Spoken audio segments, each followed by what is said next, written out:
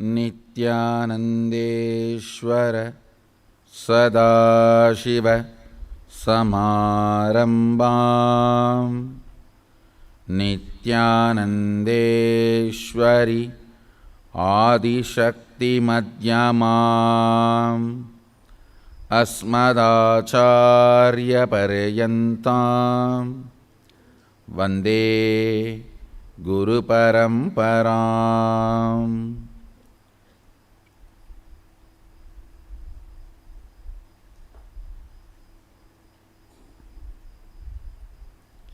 உங்கள் அனைவரையும் வணங்கி வரவேற்கின்றேன்.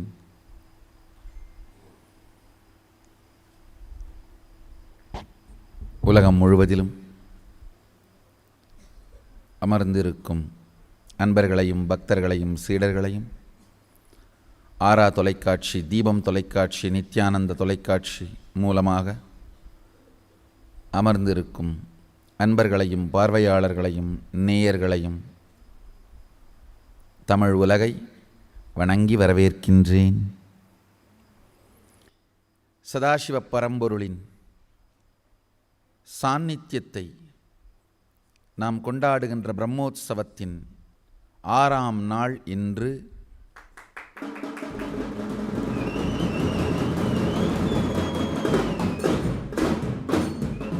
அம்பலவாணனின் அடிசார்ந்து எப்பாலும் அப்பாலும் அவன் அடிசார்ந்து முப்பாலும் கடந்து தப்பாது அவன் அடிசார்ந்து ஞானம் பெற்ற, சிவஞானம் பெற்ற அடியார்களுக்காக அவர்களுடைய பெருமைகளை, தொண்டர்தம் பெருமையை சொல்லவும் இயலுமோ அந்த தொண்டருடைய பெருமைகளை கொண்டாடுகின்ற திருநாள் இன்று. 63 நாயன்மார்களோடு ஆனை வாகனத்தில் அம்பலவாணன் எழுந்தருளி இரவு வெள்ளிரதத்திலே நித்யானந்தேஸ்வரன் எழுந்தருளி வீதி உலா செய்தருளும் திருநாள். 6ஆம் நாள் நித்யானந்தேஸ்வர சதாசிவன் பிரம்மோற்சவ திருநாள் இன்று. அவருடைய அருளாசிகளை பெற்று சத்சங்கத்திற்குள் நுழைவோம். ஓம் தூர்வசி தூர்வதூதந்தம் தூர்வதையோஸ்மத்தூர்வதிதம் தூர்வயம் வயம் பூர்வாமஸ்தம் தேவானாமதிசம்நிதமம் கம்பிதமம் யுஷ்டதமம் மன்னிதமம் தே முகூத அமிர்தமசே சவிர்தானந்திரகும்ஹஸ்வமாஹ்வாமித்தஸ்தத்வா தத்துஷாப்ரே க்ஷேமாபிர்மா சம்விக்ராமாத்மாயிகும் திஜம் நித்யானந்தேஸ்வரியாதிசக்திசமேத நித்யானந்தேஸ்வர சதாசிவாய நமः. धूपम आग्रापयामि.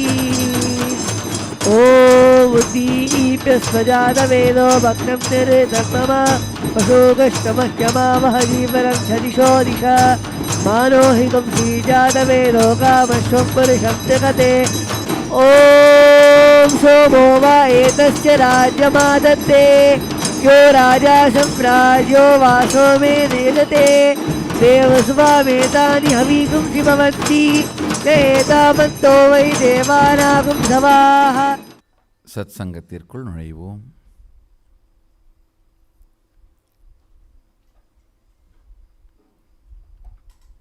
மூன்று தமிழ் வார்த்தைகளை உங்களுக்கு இன்று அறிமுகப்படுத்த முயற்சிக்கின்றேன். கற்பனை, கற்புனை, கல்புனை. ஆழ்ந்து கேளுங்கள். கற்பனை, இமேஜினேஷன். கற்புனை, கற்போடு அந்த கருத்துக்கு நேர்நிற்றல். being integrated to your imagination with chastity. Kalpunai, consolidation. Of your reality. கற்பனை, கற்புனை, கல்புனை. ஆழ்ந்து உள்வாங்குங்கள். கற்பனை அப்படின்றது இந்த வாழ்க்கையின் போக்கிலே நாமாக நினைந்தோ நினையாமலோ, தெரிந்தோ தெரியாமலோ, அறிந்தோ அறியாமலோ, வேண்டியோ வேண்டாமலோ,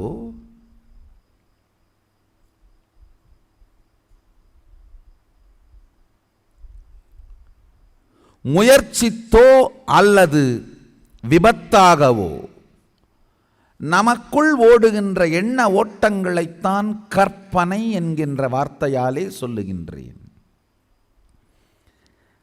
அந்த எண்ண ஓட்டங்கள் ஏன் நமக்குள் வந்தது என்பதற்கு கூட எந்தவிதமான தெளிந்த காரணமும் காரியமும் இருக்காது. ஆழ்ந்து கேளுங்கள்.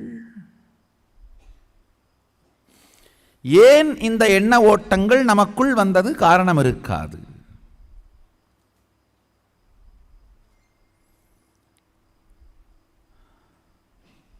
வந்தவைகள்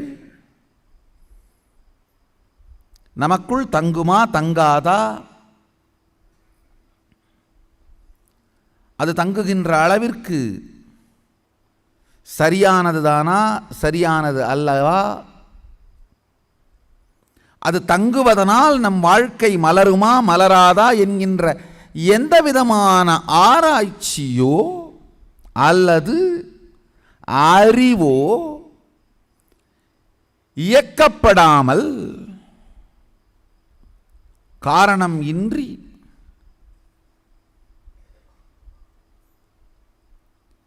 இமம் பொங்கி இமய மலையை உடைத்து பிரவாகமாய் வரும் கங்கையாகவும் இருக்கலாம்.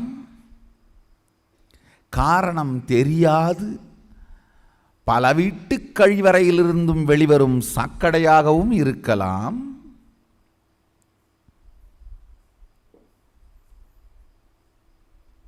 எந்தவிதமான தர்க்கமும் குதர்க்கமும் விதர்க்கமும் சொல்ல முடியாத இயக்கம். ஆழ்ந்து புரிந்து கொள்ளுங்கள். குதர்க்கம் கூட சொல்ல முடியாமல் ஓடுவதுதான் கற்பனை. ஒருவனுடைய கற்பனைக்கு அவன்தான் காரணம், அதனால் அவன் தவறு செய்கிறான்னு சொல்ல முடியாது. அந்த மாதிரி சொல்ல முயற்சி பண்ணால் ஒருவன் காணுகின்ற தவறான கனவிற்காக அவனை சிறையில் அடைப்பது அது சாத்தியமல்ல, சத்தியமும் அல்ல. சிறையிலே ஒருவன் அனுபவிக்க வேண்டிய வேதனை அவனுடைய வாழ்க்கைக்கான பாடமாக மாற வேண்டுமானால் மட்டும்தான் அவனுக்கு அந்த வேதனை அளிக்கப்பட வேண்டும். கற்பனையிலே ஒருவன் செய்யக்கூடாத செயல்களை கனவாக காண்பானேயானால் அவனை சிறையில் இட்டாலும் அந்த கனவை மறுக்க முடியாது, மறுதலிக்க முடியாது, மீண்டும் அது வராமல் தடுக்க முடியாது. அதுதான் கற்பனைன்னு பேர். அதாவது எங்கிருந்து உருவாகுகின்றதோ அந்த உருவாகுகின்ற இடமும் நம் கட்டுப்பாட்டில் இல்லை. எங்கு செல்லுகின்றதோ அந்த செல்லுகின்ற பாதையும் கட்டுப்பாட்டில் இல்லை. சென்று சேருகின்ற முடிந்த முடிவும் முடிந்த முடிவினே ஒரு மாற்றத்தை கொண்டு வந்தால் மூலத்திலே அது மாற்றத்தை கொண்டு வருமோ என்கின்ற தெளிவும் இல்லாத சிந்தனை ஓட்டம்தான் கற்பனை.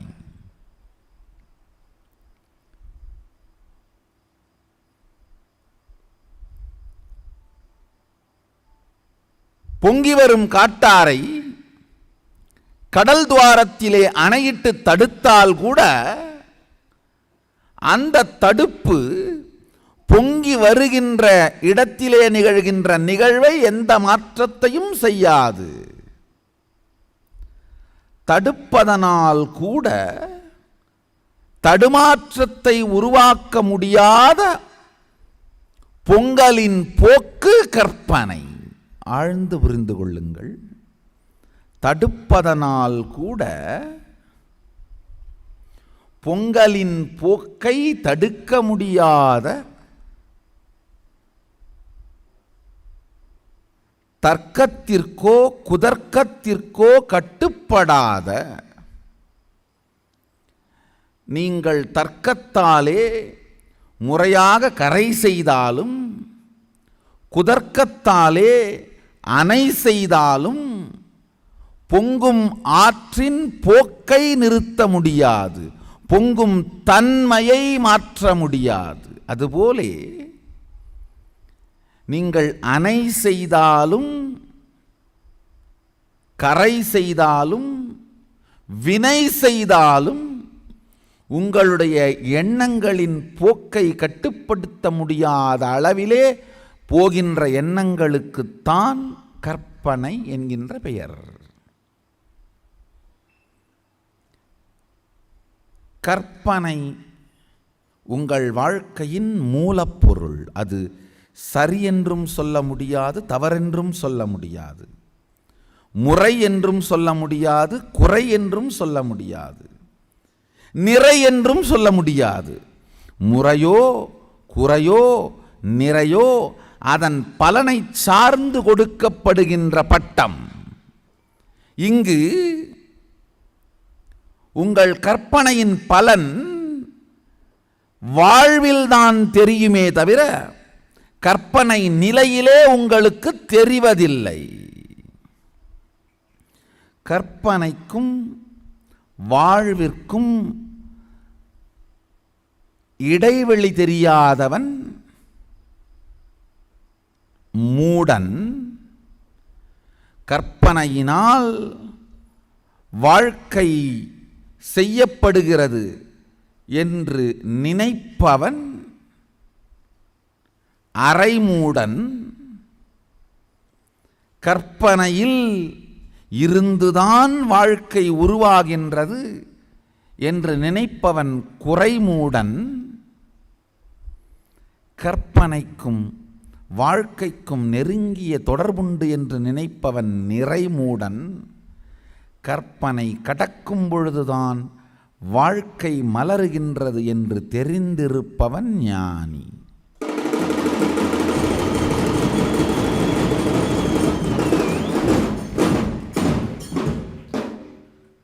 தேவை கற்பனைகளை ஒழுங்குபடுத்துதலோ ஆராய்தலோ உயிர்ப்படுத்தலோ அல்ல. கற்பனையை பற்றி தெளிந்த தெளிவை கொண்டு வந்து அந்த தெளிவு சார்ந்து நம் வாழ்க்கையை அமைத்து கொள்ளுதல். அதுதான் இரண்டாவது வார்த்தையான கற்புனை. இந்த வார்த்தைக்கு நானே பொருளளிக்கின்றேன். இந்து மதத்திலே ஒரு புதிய வார்த்தையை உருவாக்குவதற்கும் வார்த்தைக்கு புது பொருள் கொடுப்பதற்கும் ஞானிகளுக்கு சுதந்திரம் அளிக்கப்பட்டிருக்கின்றது. சம்ஸ்கிருதம் மட்டுமல்லாது செய்தவன் மொழியான செம்மொழியான எம்மொழி தமிழ் மொழியிலும்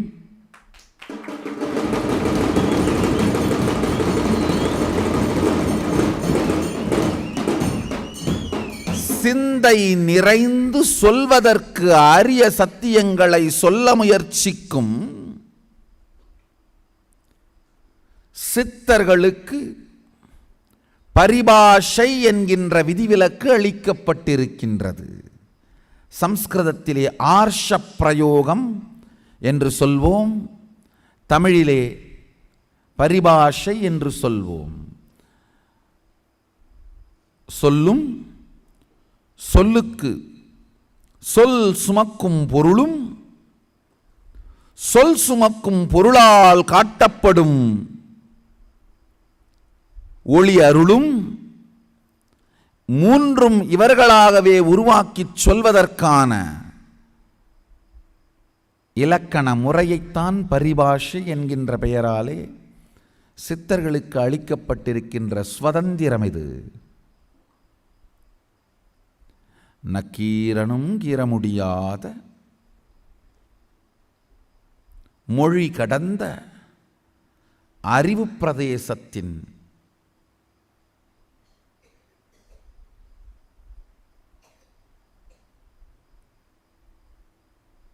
எல்லை இந்த வார்த்தைகளை பிரயோகிக்கின்ற உரிமை.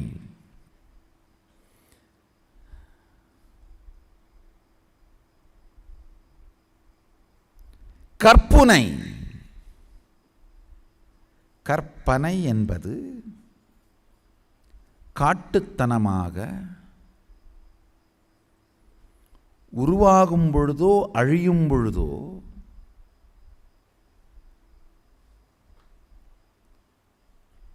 காட்டுத்தனமாக இருப்பது. ஒரு காடு உருவாகும் பொழுதும் காட்டுத்தனமாய் இருக்கும், அழியும் பொழுதும் காட்டுத்தீயாய் அழியும். ஆகும் பொழுதும் அழியும் பொழுதும் காட்டுத்தனமாய் இருப்பது காட்டின் குணம். அதுபோல ஆகும் பொழுதும் அழியும் பொழுதும் காரணம் தெரியாததும் காரணம் காட்ட முடியாததும் காரணம் கண்டறிய இயலாததும் காட்டுத்தனமாய் இருப்பதும் அளவாலோ நிலையாலோ நிஜத்தோடு சம்பந்தப்படாத ஒன்றைத்தான் காட்டுத்தனம் என்கின்ற வார்த்தையாலே சொல்லுகின்றோம்.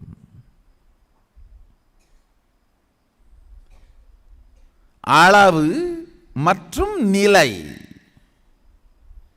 இந்த இரண்டினாலும் கட்டுப்பாட்டுக்குள் இல்லாத ஒன்று காட்டுத்தனம். ஆழ்ந்து கேளுங்கள்.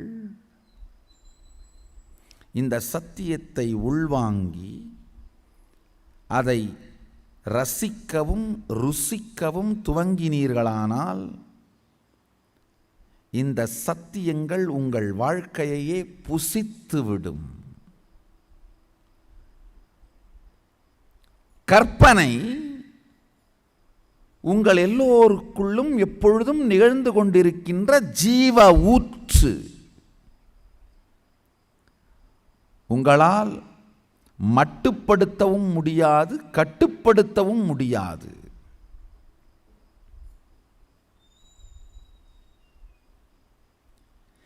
ஏன் வருகிறது என்று யாருக்கும் தெரியாது. மிளகாயை கடித்தால் எதிரியின் நினைவு வரும். மிளகாய்க்கும் எதிரிக்கும் என்ன சம்பந்தம்? இனிப்பு ஊறினால், எச்சில் ஊறினால் நெஞ்சில் ஊறும் நினைவுகள் வரும்.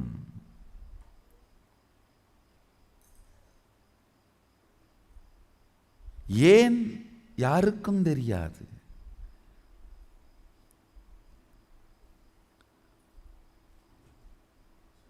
நல்ல தொடர்பா கள்ளத் தொடர்பா என்று கூட தெரியாது. எண்ணத் தொடர்பிற்கு தொடர்பே இல்லாது நமக்குள் இயங்குகின்ற இயக்கம் கற்பனை. கற்பனை உயிர்த்தன்மை. உயிரின் தன்மைகளுள் அடிப்படையானது கற்பனை. கற்பனைகள் நேரடியாகவோ மறைமுகமாகவோ நம் வாழ்க்கையை தாக்குகின்ற வரை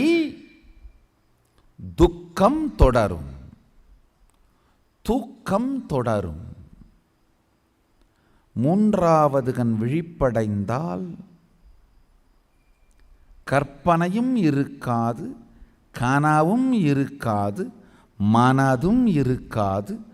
தூக்கம் மிகப்பெரிய அளவில் குறைந்துவிடும். மூன்றாவது கண் மலர்விற்கு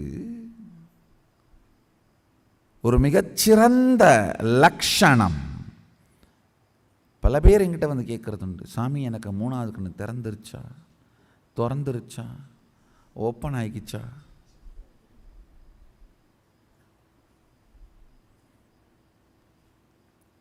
மலரத் துவங்கினால் இந்த 3 விஷயங்கள் உடனடியாய் நடக்கும். 1, கற்பனைகளின் வேகம் மிகப்பெரிய அளவில் குறையும்.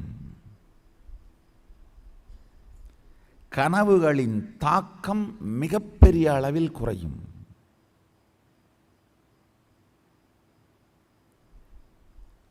சிந்தனை செறிவு மிகப்பெரிய அளவில் உருவாகும்.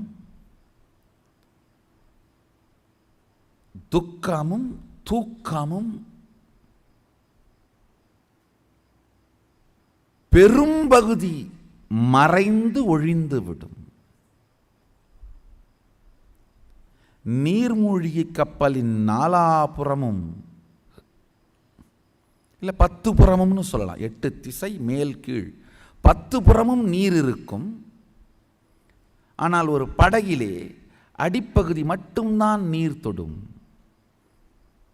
நீர்மூழ்கி கப்பல் போலே துக்கத்திலும் தூக்கத்திலும் மூழ்கி இருக்கும் நீங்கள் படகைப் போலே ஒரு சிறு பகுதி மட்டுமே துக்கத்திலும் தூக்கத்திலும் தொடர்புடையவர்களாக மாறிவிடுவீர்கள். இதுதான் அந்த 3வது கண் திறந்தால் நிகழ்கின்ற நிகழ்வு.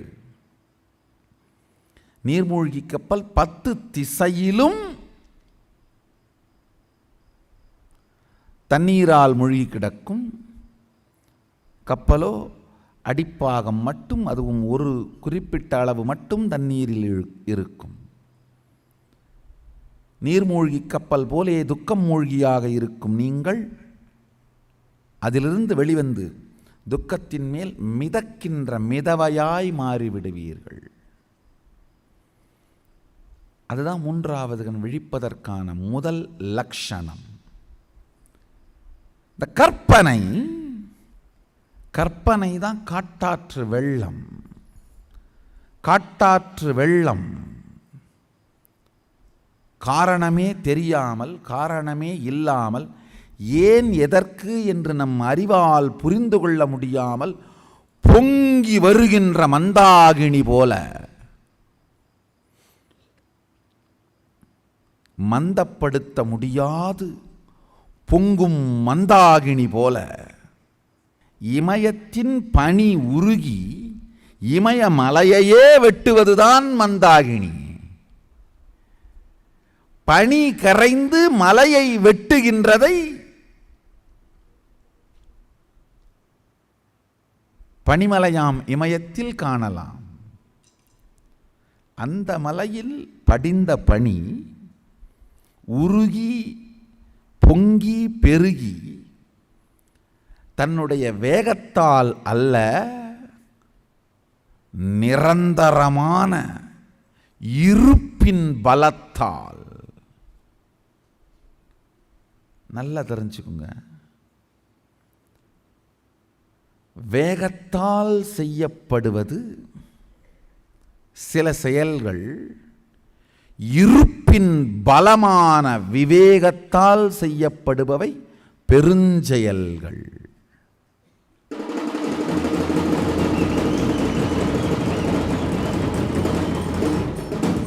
இயக்கத்தின் பலம் வேகம், இருப்பின் பலம் விவேகம்.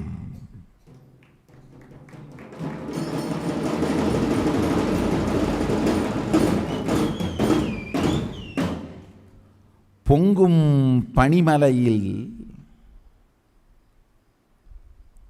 பொங்கும் கங்கை பனிமலையையே தகர்ப்பது வேகத்தால் அல்ல, விவேகத்தால். செயலின் பலம் வேகம், இருப்பின் பலம் விவேகம். செயலின் பலத்தால் அல்ல. தண்ணி வந்து மோதி பாறை திறந்து விட முடியாது. தண்ணீர் வந்து மோதாது, இருந்து மோதி மலையை திறப்பதுதான் விவேகம். வந்து மோதி திறந்தால் வேகம், அதுபோல் திறந்ததாய் வரலாறு கிடையாது. இருந்து மோதி திறந்தால் விவேகம். அப்படித்தான் கங்கை கூட இமயத்தை திறக்கின்றாள்.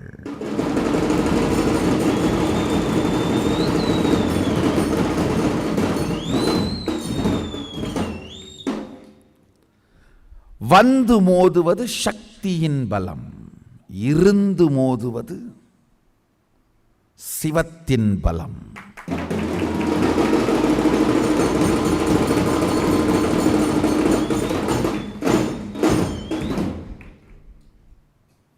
ஆழ்ந்து கேளுங்கள்.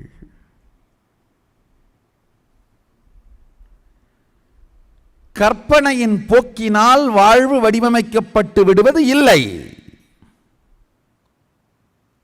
கற்பனையின் நோக்கினாலும் வாழ்வு வடிவமைக்கப்பட்டு விடுவது இல்லை.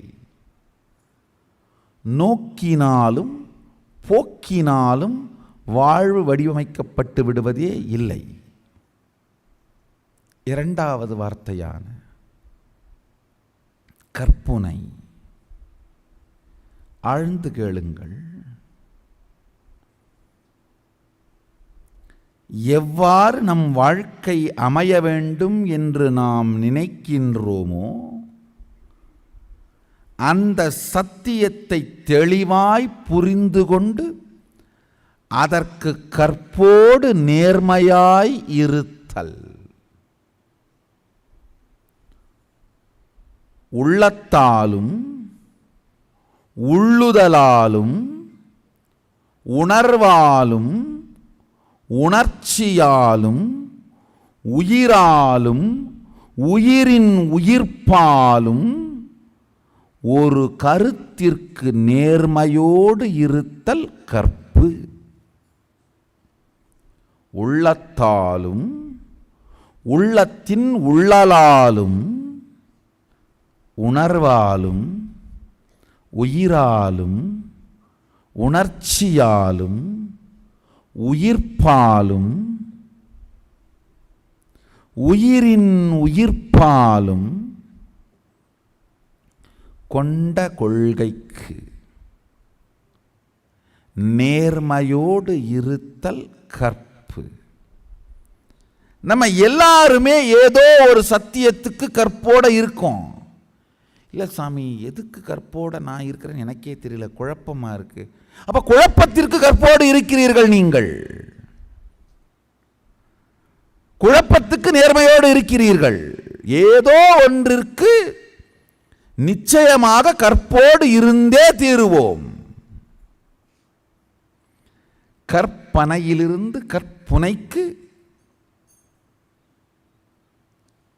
செல்லாத மனிதன் இல்லை. எப்பொழுது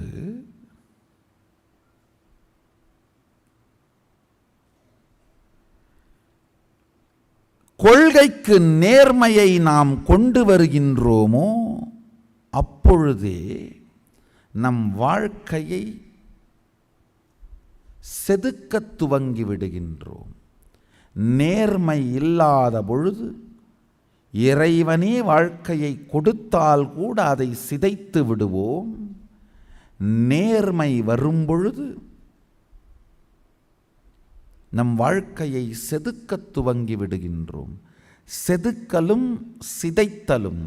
உங்கள் வாழ்க்கையை செதுக்கிக் கொண்டிருக்கிறீர்களா அல்லது சிதைத்து கொண்டிருக்கிறீர்களா என்பது உங்கள் கருத்துக்கான நேர்மை சார்ந்தது.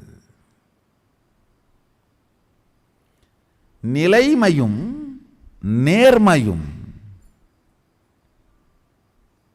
ஆழ்ந்து புரிந்து கொள்ளுங்கள்.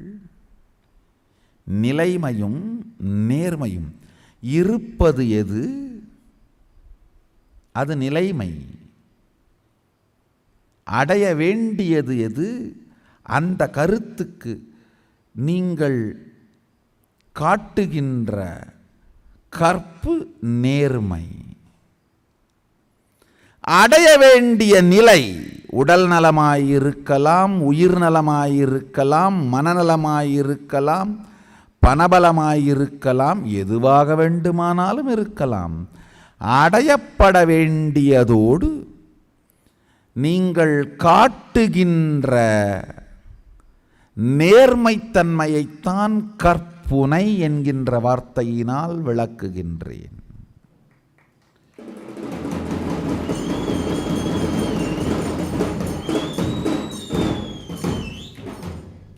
கல்லை நாம் நினைத்த விதத்திலே செதுக்குவது கல்புனை, எண்ணங்களை நாம் நினைத்த விதத்திலே செதுக்கி அதற்கு நேர்மையாக இருப்பது கற்புனை. கற்பனையும் கற்பும் சேர்ந்தது கற்புனை. கற்பனையில் தோன்றும் சில கருத்துக்களை எடுத்து அதற்கு கற்போடு இருத்தல் கற்புனை. ஆழ்ந்து புரிந்து கொள்ளுங்கள். வாழ்க்கையிலே மனைவியையோ கணவனையோ நாம் எந்த அளவுக்கு கற்போடு இருக்கின்றோம் என்பதுதான் முடிவு செய்கின்றது. கற்பு இல்லை என்றால் அவர் ஆண் அல்லது பெண், அவரோடு அவளோடு உங்களுக்கு கற்பு வரும் பொழுதுதான் அவர் மனைவி அல்லது கணவன். மனைவி அல்லது கணவன் என்கின்ற வார்த்தைக்கே இலக்கணம் அவர் மீது உங்களுக்கு வரும் கற்பு, அவருக்கு நீங்கள் காட்டும் கற்பு. மனிதனின்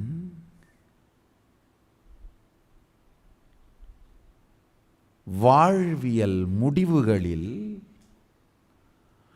மிக முக்கியமான ஒரு சத்தியம் கற்பும் கற்புனையும். யாரோ ஒரு நபருக்கு கற்போடு இருக்கும் பொழுது அவர் உங்கள் கணவன் அல்லது மனைவியாகின்றார், ஏதோ ஒரு உறவாகின்றார். கற்பு பல நேரங்களில் கணவன் மனைவிக்கு மட்டுமல்ல, நட்புக்கும், தங்கை அண்ணன் பாசத்திற்கும், தாய் மகன் மகள் உறவிற்கும், தந்தை மகன் உறவிற்கும், இதுக்கெல்லாம் கூட கற்பு உண்டு. உறவின் உரைப்பின் உயிர்ப்பிற்கு நேர்மை. ஒரு உறவு எவ்வாறு உரைக்கப்படுகிறதோ அந்த உரைக்கப்பட்டமைக்கு, அதன் உயிர்த்தன்மைக்கு நேர்மை, அதுதான் கற்பு. உறவின் உரைப்பின் உயிர்ப்பிற்கு நேர்மை கற்பு.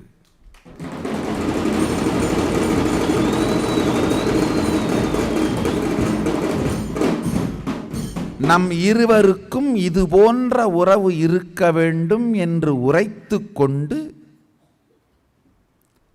அது இருவராலும் உயிர்த்து கொள்ளப்படும் பொழுது, ஏற்றுக்கொள்ளப்படும் பொழுது அதற்கு காக்கப்படும் நேர்மைதான் கற்பு. சரி எது தவறு எது என்று விளக்குவதற்கு யாருக்கும் உரிமை கிடையாது. இந்த இரு நபர் சம்பந்தப்பட்ட விஷயம் கற்பு. கற்பிலே எது சரி எது தவறு என்று சொல்வதற்கு யாருக்கும் உரிமை கிடையாது. அந்த இரு நபருக்கு மட்டும்தான் உரிமை உண்டு. அந்த இருவருக்கும் நடுவில் என்ன உரைக்கப்பட்டு கொண்டதோ அந்த உரைப்பு, அந்த உரைப்பின் உயிர்ப்பு, லெட்டர் அண்ட் ஸ்பிரிட். லெட்டர் அப்படிங்கிறது தான் உரைப்பு, ஸ்பிரிட் அப்படிங்கிறது தான் உயிர்ப்பு.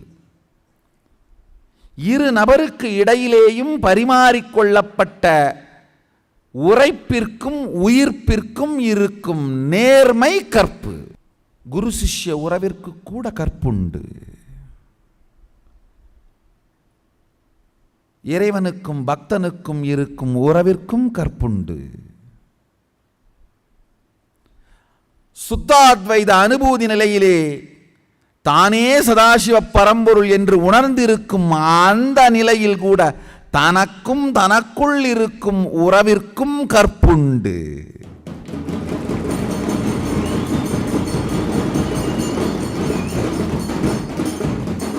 தனக்கும் தனக்கும் தனக்கு உள் இருக்கும் தனக்கும் உயிர்க்கும் உயிர்க்கு உள் இருக்கும் உயிர்ப்பும் சுயசந்தேகம், சுயமறுப்பு, சுயவெறுப்பு இல்லாது இருத்தலே தனக்கும் தனக்கும் இருக்கும் கற்பு.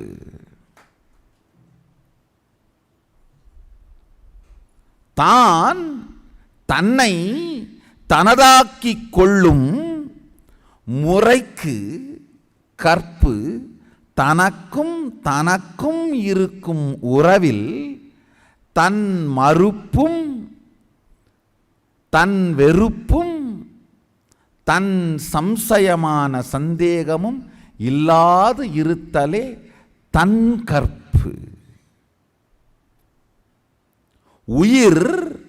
உயிரின் உயிர்ப்பிற்கு இருக்கும் உறவு கூட கற்புடையது, அதற்கும் கற்புண்டு.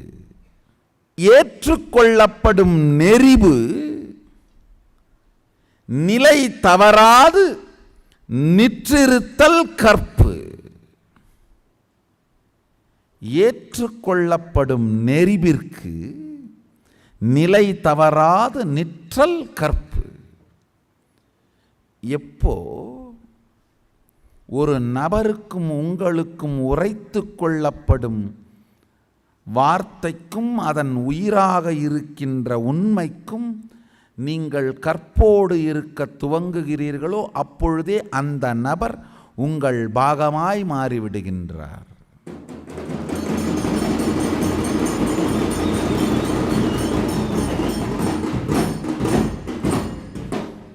இறைவனோடு, இறை நிலையோடு நீங்கள் உரைத்து கொள்ளும் வார்த்தைகள் அதன் உயிர்த்தன்மை, உரைக்கும் உயிர்ப்பிற்கும் லெட்டர் அந்த ஸ்பிரிட், அதற்கு நீங்கள் கற்போடு இருப்பதுதான் பக்தி.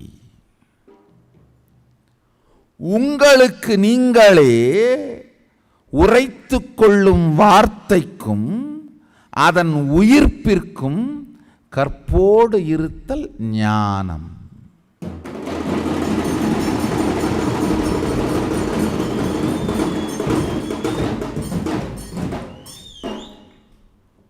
ஓடுவது கற்பனை, இருப்பது கற்புனை. இருப்பது பறப்பது கல்புனை. மூன்றாவது வார்த்தையான கல்புனை புரிந்து கொள்ளுங்கள். கல்லை செதுக்குவது போல் நம் வாழ்க்கையை செதுக்கி நிஜமாக்குவது கல்புனை.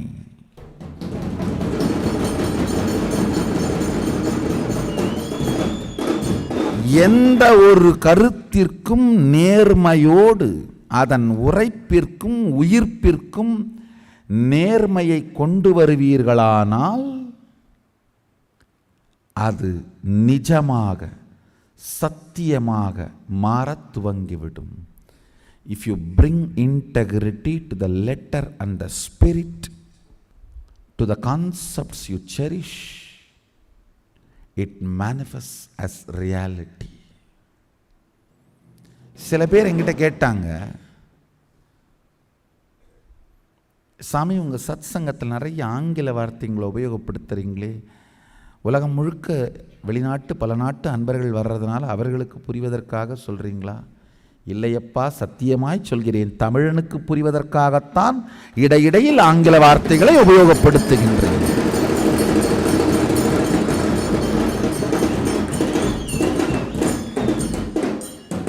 என் தமிழ் உன் தமிழாய் இல்லாததனால் நம் தமிழ் என்று வருகின்ற நிலை வரை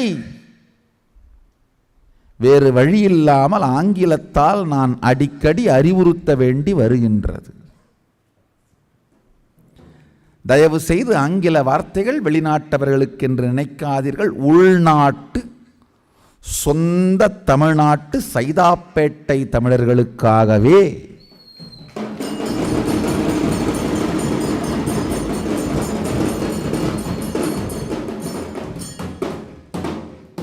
அரக்கோணத்திலிருந்து அலங்காநல்லூர் வரை வாழும் நம் தமிழர்களுக்காகத்தான் இடையிடையில் ஆங்கில வார்த்தைகளை சொல்லுகின்றேன். பல பேர் நடுவில் நான் சொல்கிற ஆங்கில வார்த்தைகளை வச்சு தான் சத் சங்கத்தோட கோர்வையையே தமிழ்நாட்டில் புரிஞ்சுக்கிறாங்க. தமிழில் ரொம்ப நல்லா பேசுவார்ப்பா சாமி, நடுவில் இங்கிலீஷ்லேயும் தெளிவாக சொல்லிடுவார் பாரு, அதை வச்சு தான் அவர் என்ன சொல்கிறாருன்னு புரிஞ்சுப்பேன். நுகர்வோர்க்கு நட்போடு இருப்பதற்காக இடையில் ஆங்கில வார்த்தைகளை உபயோகிக்கின்றேன். இதையும் ஆங்கிலத்தில் சொல்கிறேன். யூசர் ஃப்ரெண்ட்லியாக இருக்கிறதுக்காக இங்கிலீஷ் வேர்ட்ஸை யூஸ் பண்ணுறேன்.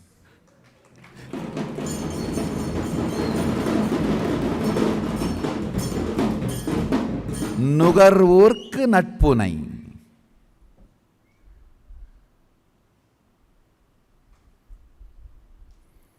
இந்த மூன்று வார்த்தைகள் மீண்டும் சொல்கிறேன். கற்பனை, கற்புனை, கல்புனை. கற்பனை சார்ந்து வாழ்க்கை அமையக்கூடாது. நீங்கள் கொண்ட கொள்கைக்கும் வார்த்தைக்கும் உயிருக்கும் உயிர்ப்போடு இருத்தல் கற்புனை.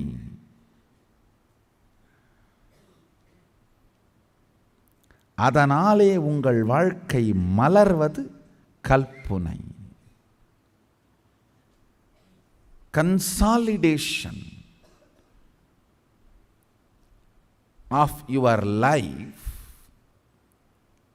as reality because of the chastity you maintain towards the concept you picked up as your life. This is integrity.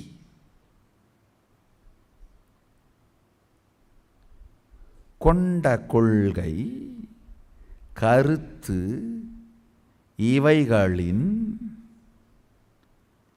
சத்தியங்களுக்கு சாத்தியங்களுக்கு நேர்மையோடு இருத்தல். அந்த நேர்மையோடு இருப்பதனால் வாழ்க்கையில் வேண்டியதையெல்லாம் விரும்பியதையெல்லாம் நிஜமாக்கிக் கொள்ளல். இது ஒரு பெரிய அறிவியல்ங்க, இது ஒரு பெரிய சாத்தியக்கூறு.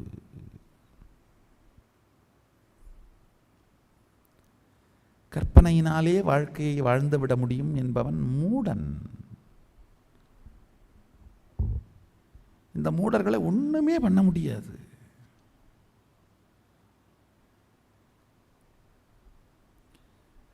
விழித்துக் கொள்ளச் சொல்லி இவர்களை நாம் வேண்டினால் அவர்களோடு படுத்துக் கொள்ளச் சொல்லி நமக்கும் வாய் விரிக்கும் மூடர்கள். எந்திரிப்பான்னு சொன்னா நீயும் கொஞ்ச நேரம் படுத்துட்டு போடான்னு சொல்றது கொடுமை. துக்கமோ தூக்கமோ அவர்களாக முடிவு செய்யாமல் அவர்களை வெளியில் கொண்டு வர முடியாது. அவர்கள் முடிவு செய்யாதவரை இரண்டிலிருந்தும் வெளியில் கொண்டு வர முடியாது. காரணம் என்ன? வெளியில் வரக்கூடாதுன்னு நினச்சிட்டாங்கன்னா வந்தாலும் வராதது போல நடிப்பார்கள். அப்போ என்ன பண்ண முடியும்? தூங்கினால் எழுப்பலாம், தூங்குவது போல் நடித்தால். துக்கத்தில் இருந்தால் வெளியில் கொண்டு வரலாம், துக்கத்தில் இருப்பது போல் நடித்தால்.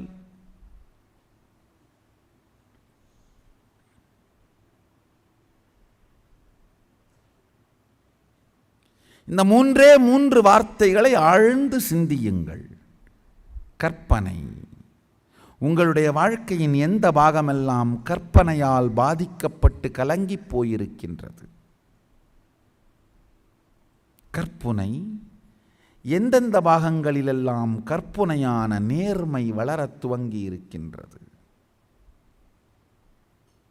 வீடு முழுக்க பாடி பில்டிங் பண்ணவங்க போஸ்டர் எல்லாம் ஒட்டி வச்சிட்டு இருக்கிறது கற்பனை. ஒரு நாளாவது எந்திரிச்சு காலையில் யோகா பண்ண ஆரம்பிக்கிறது தான் கற்புனை.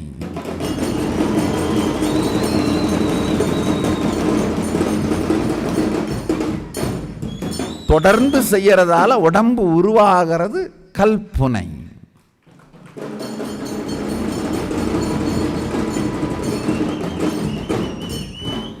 கற்பனையும் கற்புனையும் கல்புனையும், இந்த 3 வார்த்தைகளையும் உங்கள் சிந்தனைக்குள் ஆழ்ந்து ரசித்தும் ருசித்தும் உள்வாங்குங்கள். உங்கள் வாழ்க்கையின் எந்த பாகமெல்லாம் வெறுங்கற்பனையாய் இருக்கிறது, எந்த பாகத்தில் கற்புனை எனும் நேர்மை வரத்துவங்கி இருக்கிறது, எந்த பாகத்தில் கல்புனை என்கின்ற நிஜமாக மலருகின்ற உங்கள் வாழ்க்கை நீங்கள் விரும்பியபடி அமையத் துவங்கி இருக்கின்றது. இந்த 3ஐயும் பார்த்தாலே உங்களுக்கு புரிஞ்சிடும் எதை எங்கு நகர்த்தி எங்கு செலுத்த வேண்டும்னு. எங்கிருக்கின்ற கற்பனை எங்கிருக்கின்ற கற்புனையாய் நகர்த்தப்பட வேண்டும், எங்கிருக்கின்ற கற்புனை எங்கிருக்கின்ற கல்புனையாக செலுத்தப்பட வேண்டும். இந்த இயக்கம் உங்களுக்கே புரிந்துவிடும். இந்த இயக்கம் புரிவது விவேகம்.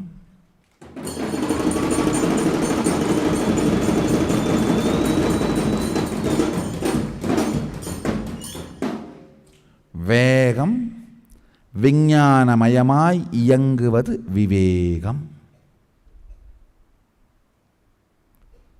வேகம் விஞ்ஞானமயமாய் இயங்குவது விவேகம்.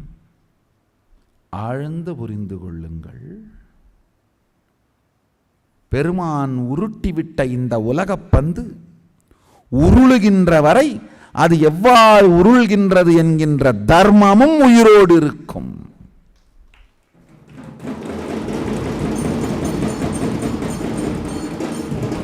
அந்த தர்மம்தான் வாழ்வியல் விஞ்ஞானம். அந்த விஞ்ஞானத்தோடு உங்கள் வாழ்வின் வேகம் சேரும் பொழுது விவேகமாய் மலர்ந்து நிஜமாய் மாறுகின்றது.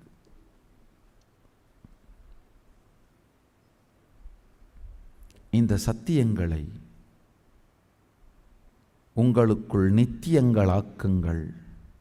மித்தியங்கள் அழியும், வாழ்வு இனிமையாய் மலரும்.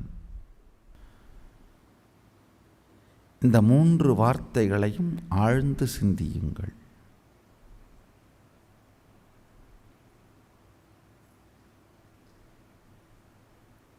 சிந்திக்க சிந்திக்க சிந்தையெல்லாம் நிறைந்து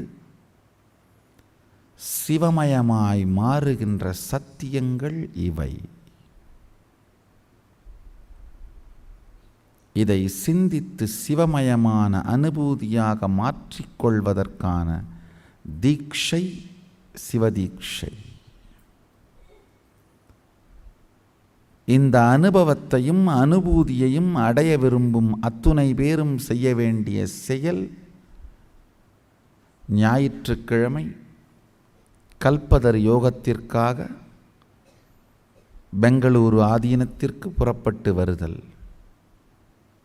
வாருங்கள், இந்த சிந்தை உங்கள் சீவனுக்குள் ஊறி சிவமாய் மாறுவதற்கான அரிய ஒரு வாய்ப்பு, அரிய ஒரு சாத்தியம்.